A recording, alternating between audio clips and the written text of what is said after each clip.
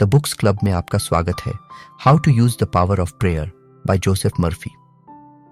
क्या आपको याद है जब हम बच्चे थे और स्कूल जाते थे, वहां हमारी क्लासेस शुरू होने से पहले प्रेयर होती थी, जिसमें हम भगवान की दी हुई चीजों के लिए उन्हें थैंक यू बोलते थे।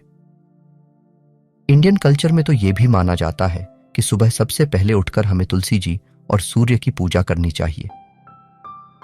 क्या आपने इस टॉपिक के बारे में कभी बैठकर आराम से सोचा है कि हमें बचपन से ही ये सब क्यों सिखाया गया है? इससे हमें कुछ मिलता भी है या नहीं? इस ऑडियो बुक में लाइफ के इसी अमेजिंग सीक्रेट पर बात करेंगे जो आपकी लाइफ का सबसे बड़ा गेम चेंजर बन सकता है। आप चाहे जिस भी प्रोफेशन में हो, किसी भी प्रॉब्लम से गुजर रहे हो, या आप अपनी लाइफ में कुछ अचीव करना चाहते हो, ये सीक्रेट आपकी बहुत हेल्प कर सकता है। जोसेफ मर्फी एक बहुत ही जाने माने ऑथर हैं जिन्होंने कई पॉपुलर बुक्स लिखी हैं। इस ऑडियो बुक में इन्हीं की एक famous book how to use the power of prayer से कुछ टिप्स आपको बताएंगे जो भगवान पर हमारे फेथ को और मजबूत कर देगा। फेथ कोई रिलीजन नहीं है, इनफैक्ट ये हमारी रेयर थिंकिंग होती है। It is positive mental attitude. हर इंसान के पास अपनी अपनी सोचने और समझने की शक्ति होती है। ये शक्ति इतनी पावरफुल होती है जो हमारे खराब हुए कामों को सुधार सकती है, तो बनते हुए कामों को खराब भी कर सकती है। सबसे ज्यादा इंटरेस्टिंग बात तो ये है कि इसका कंट्रोल हमारे हाथों में होता है। हम इसे चाहें तो सही से यूज कर सकते हैं और चाहें तो गलत तरह से भी यूज कर सकते हैं। हम बचपन से ये सुनते हुए आए हैं कि हमारे आसपास की हर चीज में भगवान बसते हैं। हम अगर अपने कमरे में अकेले हैं, फिर भी एक स्पिरिचुअल पावर हमारे साथ हमेशा होती है। अगर हम इस बात को अपने दिल में पूरे यकीन के साथ उतार लेंगे तो दुनिया की कोई भी ऐसी चीज नहीं है जो हमें डरा सके। भगवान ने हमारे नसीब में जो चीज पहले से ही लिख कर दी है वो हमें जरूर मिलेगी। ये यकीन हमारे साथ हमेशा होना चाहिए। भगवान के साथ बात करने के सबके अपने अलग अलग तरीके होते हैं। कोई बोलकर उनसे बात करता है तो वहीं कोई अपने मन में ही उनसे बातें कर लेता है। दोनों ही तरीके हमें दिली सुकून देते हैं। भगवान पर विश्वास, उन पर भरोसा एक ऐसी चीज है जो हमें खुश रखती है। जहां हमारा विश्वास जरा सा भी डगमगाता है, वहां हमें परेशानियां फौरन घेर लेती हैं। इन परेशानियों से फाइट करने के लिए ऑथर ने हमें बहुत इजी 3 स्टेप्स बताए हैं। पहला तो ये कि जिस तरह से छोटा बच्चा किसी भी प्रॉब्लम में भागता हुआ अपने पेरेंट्स के पास जाता है, बिल्कुल वैसे ही हमें सबसे पहले अपने भगवान के पास जाना है, उनसे बात करनी है और अपने दिल और दिमाग में ये बात कंप्लीटली फिट कर लेनी है कि वो भगवान ही हैं जो मुझे इस परेशानी से निकालेंगे। दूसरा स्टेप ये कि हमें अपनी आंखें बंद करके सच्चे मन से उस एक पावर पर यकीन रखना है। उन्हें इस सिचुएशन में अपना पार्टनर समझना है। ये यकीन रखना ही है कि इस समय वो हमें जिस भी रास्ते पर ले जा रहे हैं वो हमारे लिए सही ही होगा। I trust in God completely. इस फ्रेज को हमें बार बार दोहराते रहना है।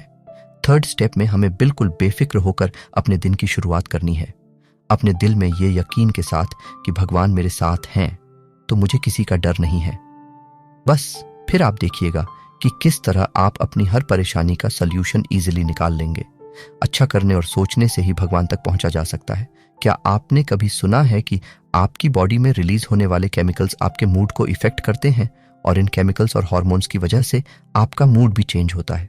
जैसे अगर हम हमेशा पॉजिटिव सोचते हैं तो हमारी बॉडी में पॉजिटिव केमिकल्स रिलीज होते हैं जिससे हमें खुशी और सेटिस्फैक्शन मिलता है, और अगर हम नेगेटिव सोचते हैं तो हमारी बॉडी में नेगेटिव हार्मोन्स रिलीज होने लगते हैं जिससे हम और भी ज्यादा लो फील करने लगते हैं।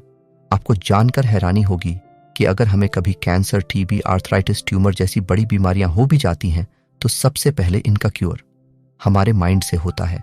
हमें इनसे डरना नहीं चाहिए। अगर हम अपने माइंड में ये बात फिट कर लेंगे कि हम जल्दी ठीक हो जाएंगे तो हमारी बॉडी में ऐसे केमिकल्स बनने लगेंगे जो हमें इन डिजीज से जल्दी क्योर होने में हेल्प करेंगे। और वहीं अगर हम नेगेटिव सोचते रहेंगे, इनसे डरते रहेंगे, तो शायद हम कभी इनसे लड़ ना सकें। डर ये सबसे बड़ा मेंटल पॉइजन होता है।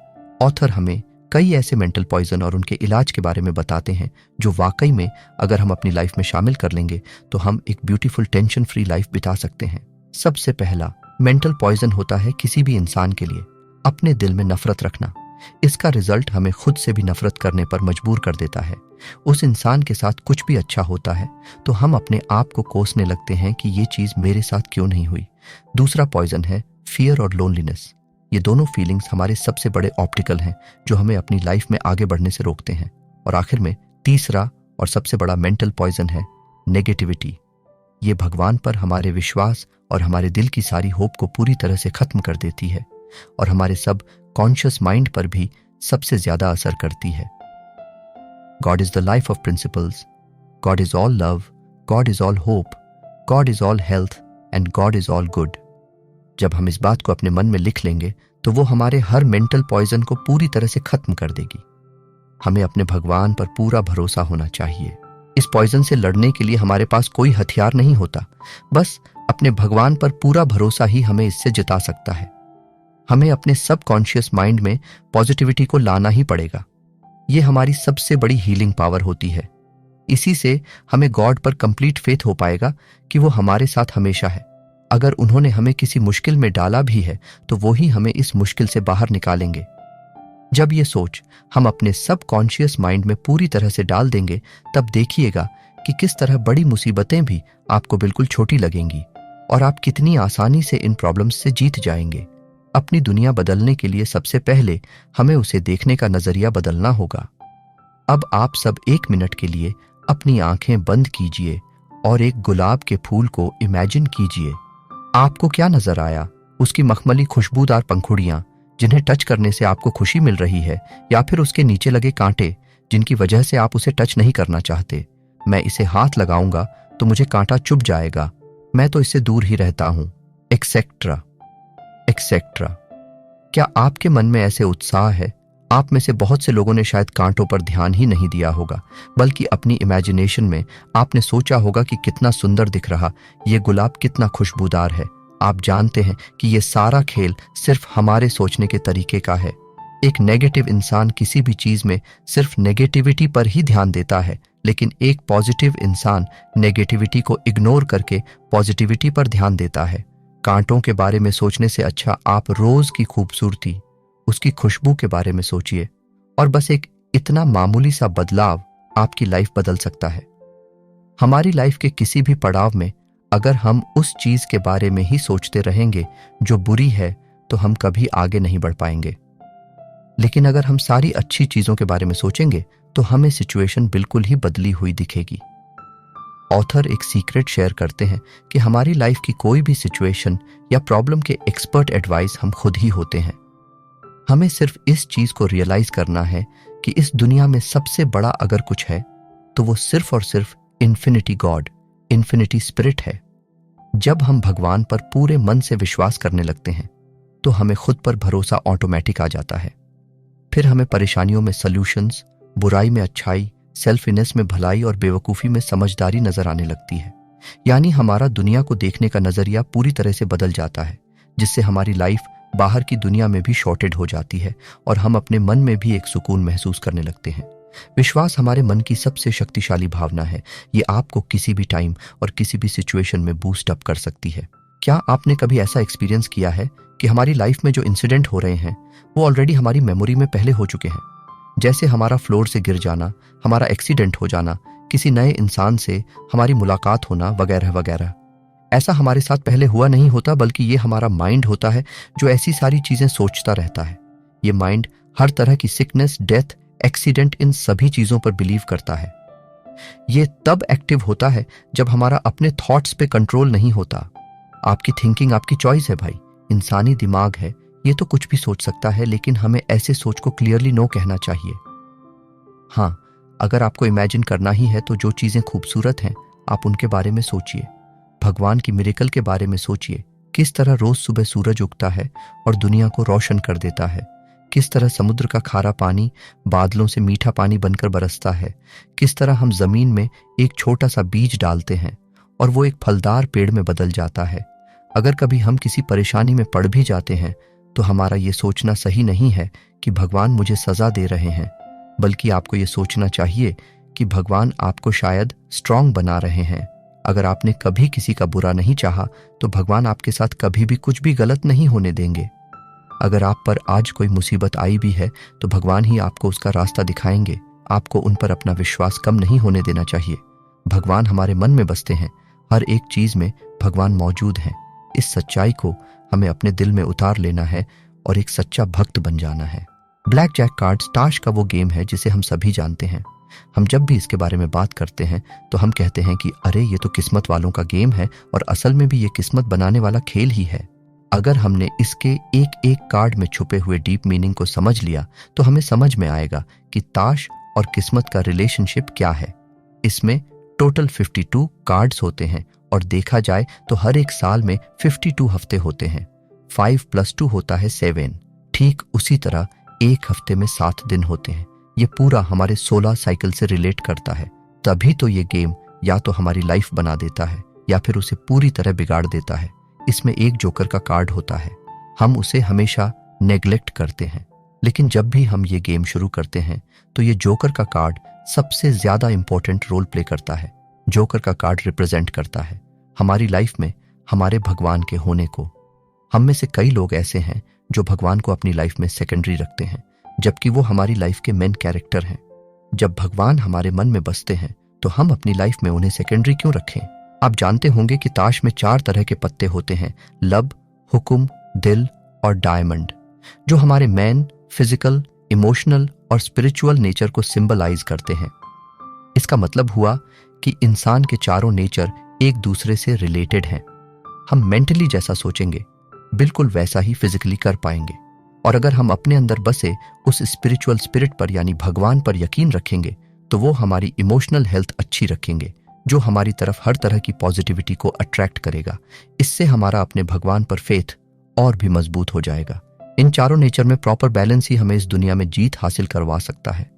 हमारा सोचने का तरीका किंग कार्ड है यानी कि बादशाह, हमारी फीलिंग्स क्वीन कार्ड है यानी कि बेगम, और इन दोनों का मिक्सर जो कि मेंटल पीस हो सकता है वो जैक कार्ड है यानी कि गुलाम।